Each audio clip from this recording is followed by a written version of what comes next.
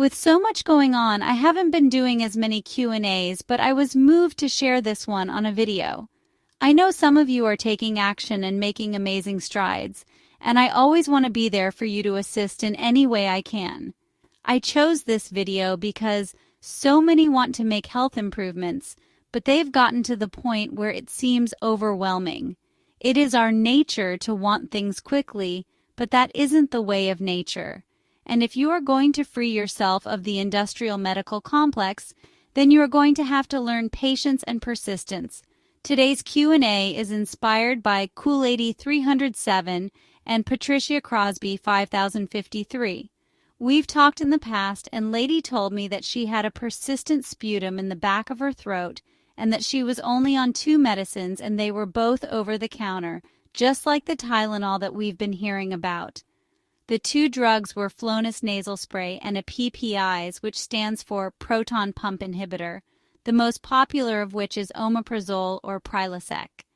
That's the background, and I recommended listening to solfeggio frequencies at night, reducing stress by doing something she enjoys, removing everything that could be causing an allergic reaction, and just focus on her frequency by doing what she loves. Of course, I recommended getting rid of both the drugs that she was on and to try some essential oils known to help with allergies. Regarding the idiopathic phlegm, a lot of people get this and it can be quite debilitating. If the body is producing excess fluid, it's likely an allergic response to something that it sees as an irritant, so we decided to work from that angle. And that's why Lady says some of the things that she has changed. So let's look at her comment. Sister, what a beautiful video. I want to share a few things with the community. I quit smoking, thinking I needed a supplement to do it, and that supplement created more health issues for me. So I'm now off of all meds, proton pump inhibitors, and Flonase. I'm utilizing vibrational healing at night, changed my bed sheets to white, a symbol of purity, in an effort to help purify my body. I'm also counting calories, trying to relieve stress by doing things I enjoy. I can't tell you how many granny squares I have crocheted for projects that I hope to sell or gift to others. I also hope to take orders for my talents.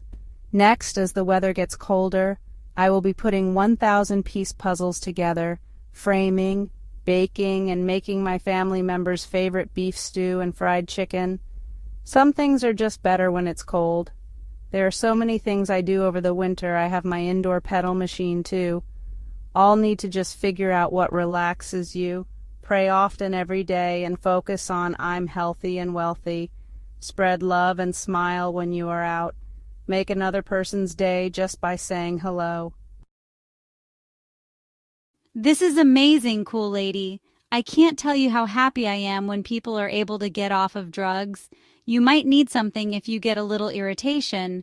So I looked up some essential oils that you can try, and I'll put them in the description of this video for everyone. Okay, so here's what you want to try.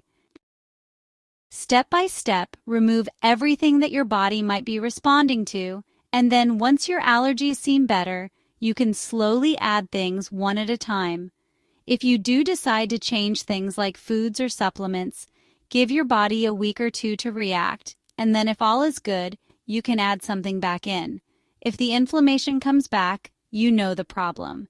If it doesn't, all is good and you know it's not causing the problem. One thing I want to add on how to use the oils is putting them in a relaxing bathtub with some candles. I put a little eucalyptus, wintergreen, and peppermint in some isopropyl alcohol and put them in my tub.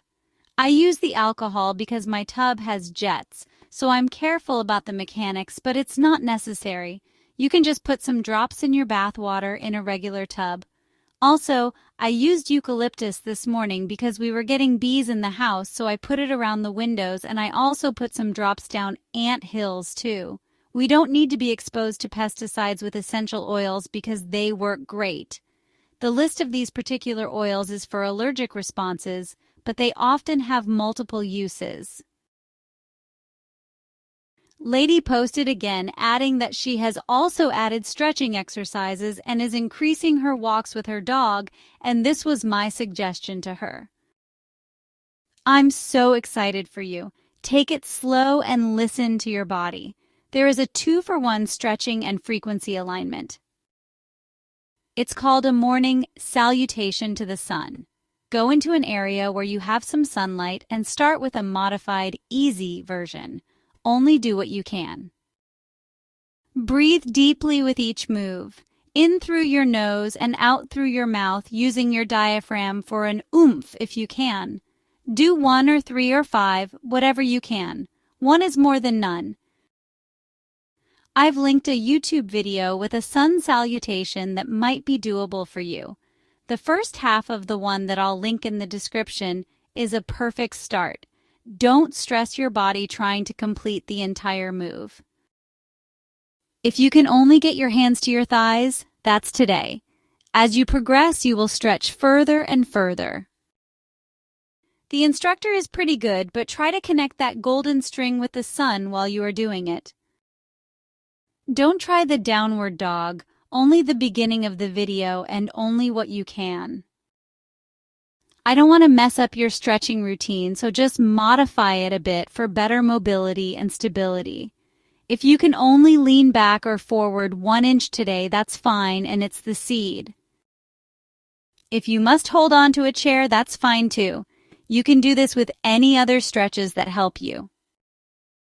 It seems that at some point I tagged a message meant for Lady to Patricia, so I apologize, and I'm going to elaborate a bit here because it was about the OTC drugs. So here we go. You have gotten off the prescription drugs, and that is absolutely amazing. I don't think you realize what an accomplishment it is.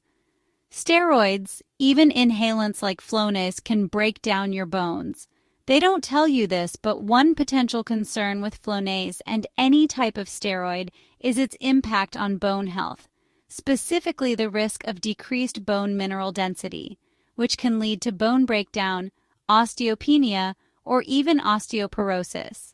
The good news is that it has a very short half-life and is removed from the bloodstream within about 1 to 2 days, with negligible amounts remaining after about 2 to 2.5 days. This means it stops doing the damage that quickly, which is honestly a relief.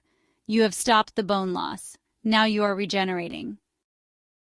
At this point, even though it was another conversation, I want you guys to understand about the OTC proton pump inhibitors known as PPIs. Prilosec destroyed my ex-husband's kidneys and he lived on dialysis the last years of his life. Short-term PPIs are relatively safe, but doctors prescribe them for years without ever solving the root of the problem, using these drugs to stop the production of acid, which is critical for food digestion and balance. PPIs like Prilosec work great to relieve GERD and acid indigestion because you are shutting down your body's necessary acid release. But long-term or high-dose use has been linked to kidney problems. The most recognized is acute interstitial nephritis, which is an allergic reaction that can cause fever, rash, blood in the urine. It also reduces kidney function and, if unrecognized, can lead to acute kidney damage. Repeated or chronic inflammation increases the risk of chronic kidney disease and end-stage kidney disease.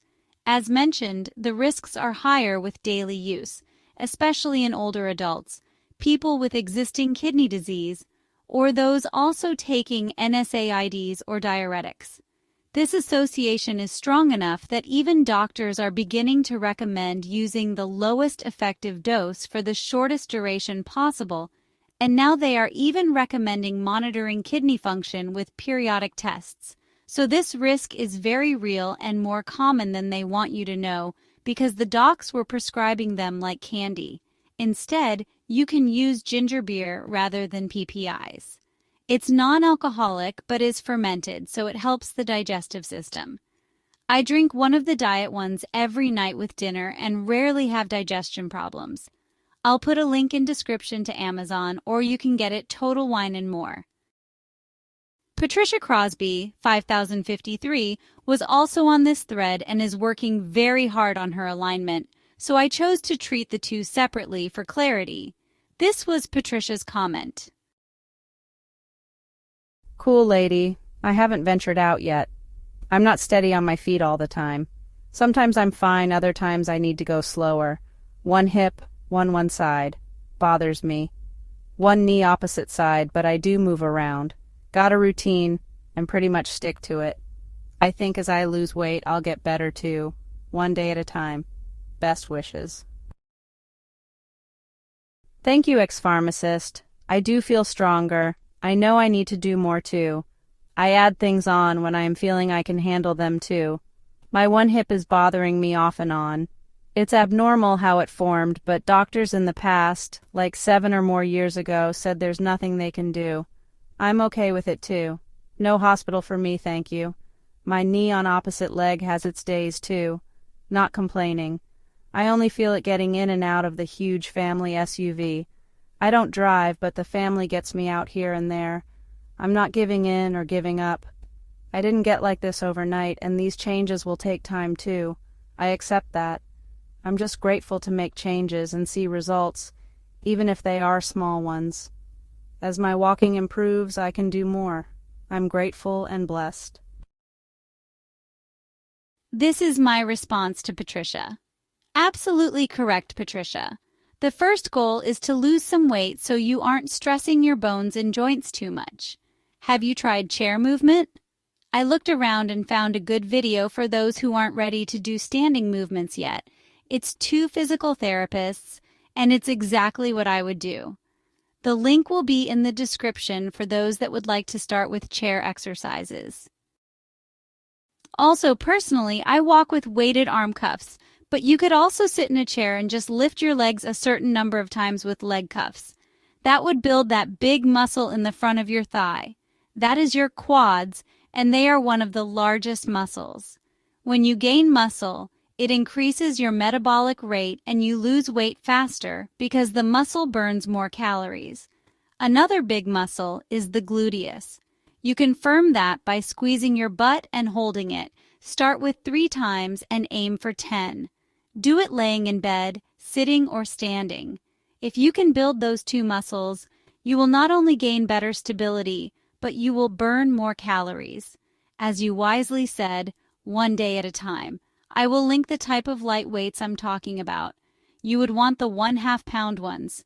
Your persistence will change your life.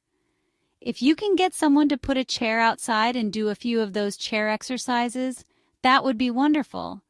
Close your eyes, look up to the sky, and breathe. In through your nose, out through your mouth. Imagine and feel the intensified energy bathing your body and feeding your nervous system. Lie down on your back and suck your abdomen in as much as you can, breathing out all the air while holding it for 5 seconds. Breathe in, filling up your belly, and let it push out as it fills with air. Then breathe out forcefully and hold again. The in and out movement is important, and the reason your abdomen is so important is because it's your core, and strong abdominal muscles help us walk upright instead of slumping over, which causes instability, increasing the risk of falling. I look at the muscles in our body, including our gut, as rubber bands with a subtle elasticity. The body is designed where it uses muscle contractions for many essential functions. The heart contracts to pump, the lungs contract and expand to move oxygen, the bowels contract and relax to remove waste. There's no plug in the wall. All of this stuff happens through the very subtle chi, or electricity, which fires the muscle fibers to contract and then they relax. I actually exercise the muscles of my face. Every tendon that makes your hip move or your knee extend is a muscle.